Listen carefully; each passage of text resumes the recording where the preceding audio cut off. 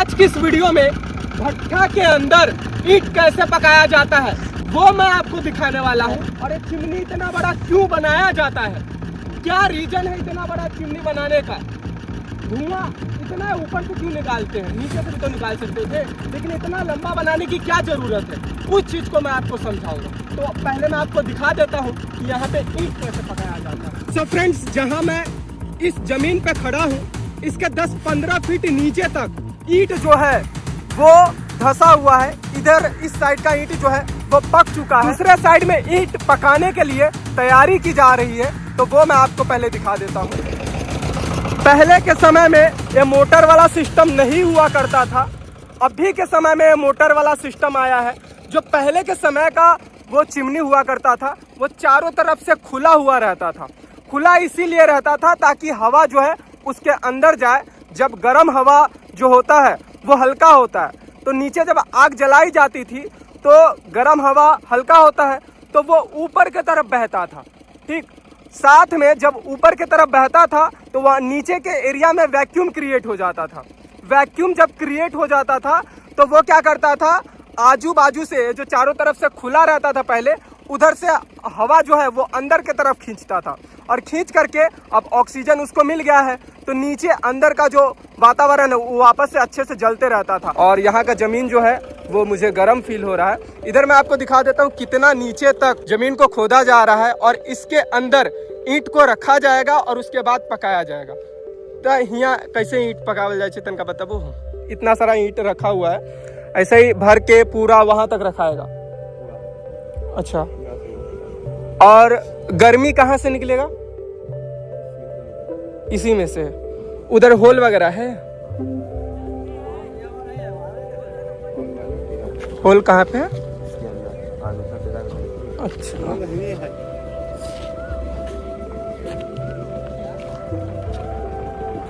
वहां पे वो सब होल में से गर्मी निकलता है और गर्मी से फिर ये सब ईंट पकता है। ये इतना ईंट रखाने में कितना टाइम लगेगा? एक हफ्ता? अच्छा, एक दिन में रखा जाए, मतलब 12 घंटा में रखा जाता है। और इसको पकने में कितना टाइम लगता है? ईंट को 12 घंटा में पक भी जाता है। ठीक है, चलो, एक कच्चा ईंट है तो आराम से हमें यहाँ से जाना पड़ेगा, नहीं तो टूट जाएगा। देखो, वही सब होल है जिसमें से गर्म हवा जो है वो अंदर के तरफ जितना भी ईंट रखा हुआ है उसको पकाने का काम करता है। ऊपर से ईंट रख करके मिट्टी से ढक भी दिया जाता है।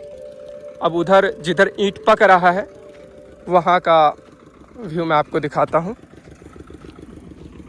यहाँ पे मैं चल के आया था, पैर जो है वो धंस रहा है और धंसने पे बहुत ही अंदर पूरा गर्म हुआ है। ठीक, अब नीचे पूरा ईंट पक रहा है चाचा। अभी एक दिखाने वाले हैं खोल करके कि कैसे अंदर का व्यू, इसके अंदर का व्यू कैसा दिखता है। ये देखो,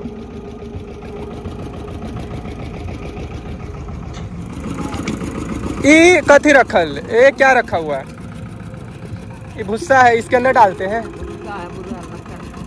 इसका क्या काम होता है? वाव, देखो गाइस, कितना अंदर तक पूरा लाल हुआ पड़ा है, बहुत ज्यादा गर्म। हम सोच नहीं सकते हैं कि नीचे आग जल रहा है और इसके ऊपर हम खड़ा हुए हैं। लगभग 10-15 फीट नीचे तक जो ईंट है वो लाल हो रहा है। एक समय में ईंट जो है वो मिट्टी होता है, उसको फिर धूप में सुखाया जाता है सेप दे करके, और उसके बाद जब उसको पकाया जाता है तो वो कुछ पत्थर के जैसा मजबूत हो जाता है। और यहाँ के लोग भी जो काम करते हैं वो भी इस ईंट के तरह ही मजबूत है। इतना धूप में रह करके जो काम करते हैं वो वाकई में बहुत बड़ी बात है। देख सकते हो कितना लाल हुआ है। बंद कर देते हैं। इधर कोयला वगैरह रखा हुआ है, तो कोयला वगैरह थोड़ा थोड़ा डालते रहते हैं इसमें।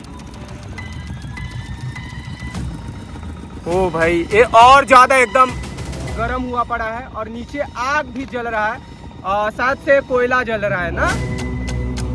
देखो अगर इसके अंदर ये मोबाइल गिर जाता है तो खत्म। हाँ 1.5 लाख खत्म। बहुत बहुत धन्यवाद भैया।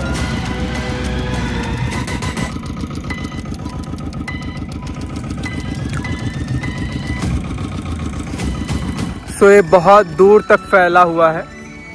मैं जूम करके आपको दिखाता हूँ, ये देखो।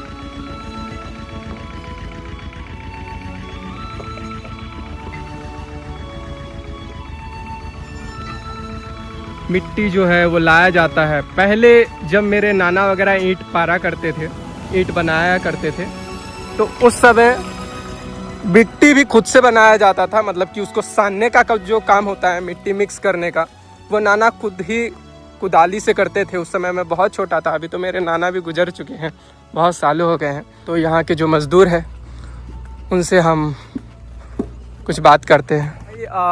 ये छोटा सा बाबू ईंट बना करके आपको दिखाएगा किस तरीके से ईंट बनाया जाता है। पहले मैं आपको बता देता हूँ, ये फ्रेम है और इस फ्रेम में नाम लिखा हुआ है। इसमें पहले ये जो सूखा मिट्टी जो है वो डाला जाता है। मैं बचपन में देखा था, मेरे नाना जी ये किया करते थे, बहुत छोटा था तब मैं।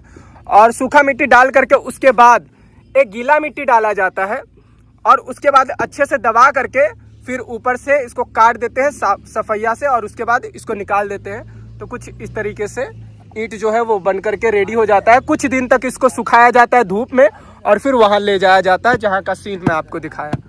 तो अभी ईंट बना करके दिखा बाबू।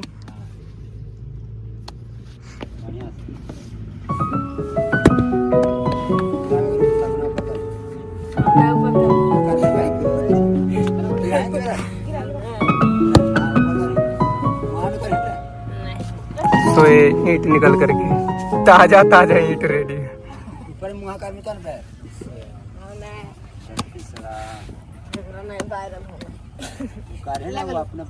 एगो ईंट पारे के अभी रेट कैसे चले? कै रुपए सैकड़ा है?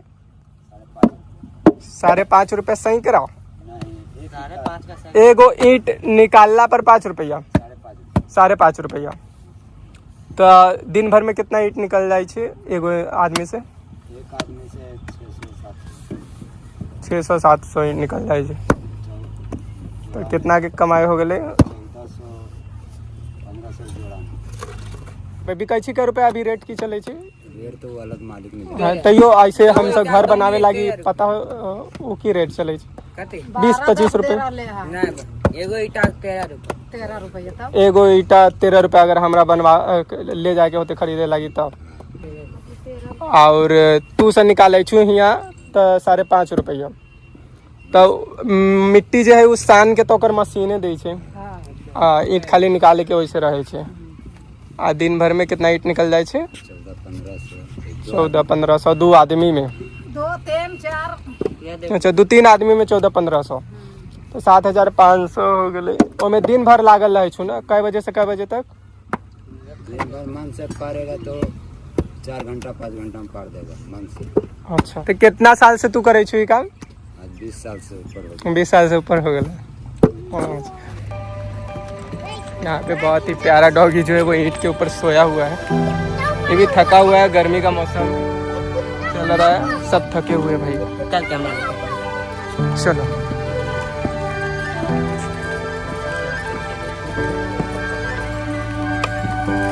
क्यूट बाबू। इतना सुंदर बउआ है। ऊपर अभी भट्ठा में से धुआं निकल रहा है।